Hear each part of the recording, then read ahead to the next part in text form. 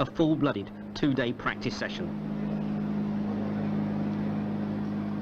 The hype is over. Now what matters is the stopwatch, not the press release.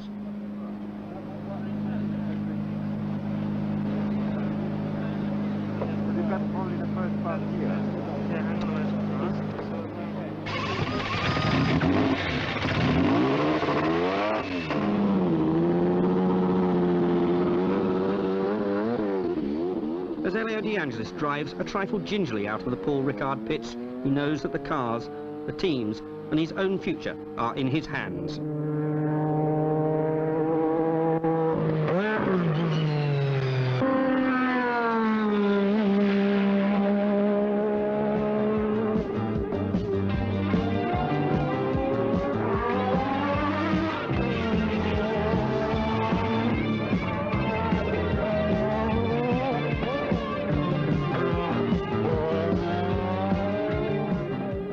Soon he is back in the pits for some slight adjustments. Tyre temperatures are measured along with a myriad of other details, and all the performance characteristics are carefully logged. It doesn't. So we drop a wheel off front and rear and have a look round them. Nigel, when you've done the ride, Heinz, up on the jacks, please. Wheels off, and we want you to have a look around the brakes, please. Something wrong with the wheel? This is not very, it doesn't brake very well. We just want to see There's probably grease coming out on those. Let's just have a look. And boost.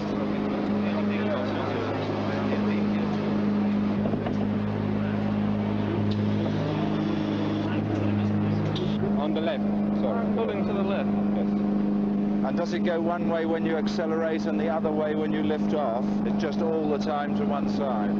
Second lap was even worse. Is it just as you go around the corners or? No, on the straight. The John Player team aren't the only ones testing at Ricard. There's a new Osella with a new driver too, Italy's Corrado Fabi. Corrado has taken over the Osella seat from the experienced Jean-Pierre, who is now here leading the Ligier team. In racing, nothing stands still for long.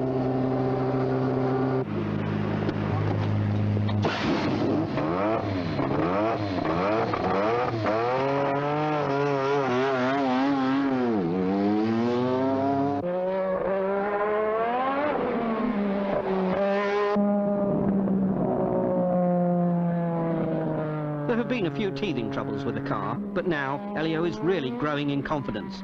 It is almost the end of the day, and already his lap times are approaching those of the Austrian Grand Prix winning car.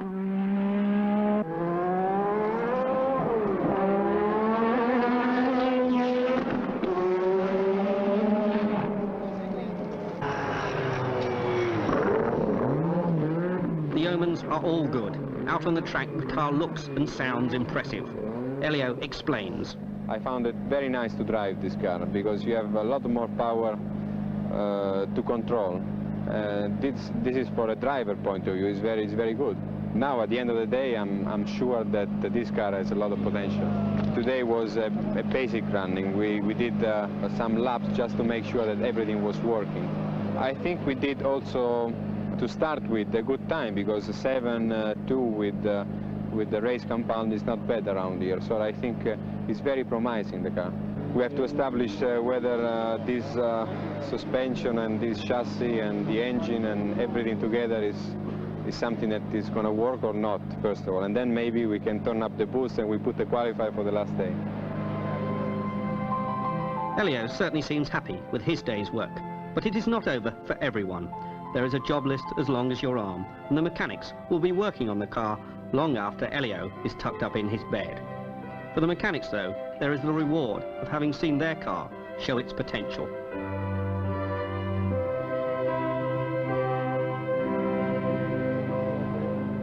Day 2 of the test. This time, Elio and the team will be a little more ambitious. They know the car runs well, but what will happen when it is pushed to the limits? How will it react when the special qualifying tyres are bolted on? When Elio tries for a pole position style lap?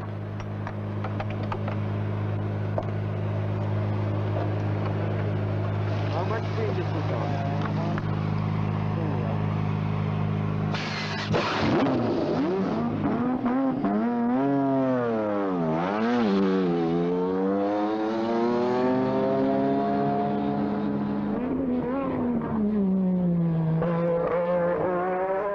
There seems to be more urgency about the engine note.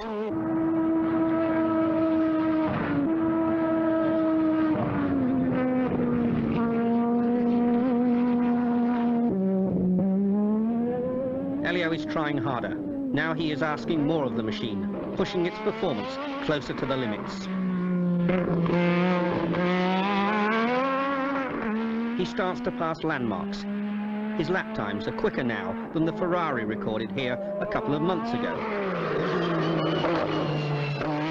Now he is a fraction faster than even the Renault did last week.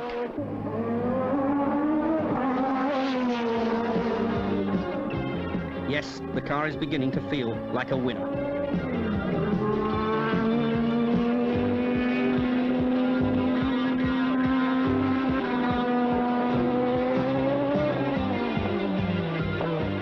Peter Wall, as befits a man who has spent 20 years in professional motor racing, remains calm.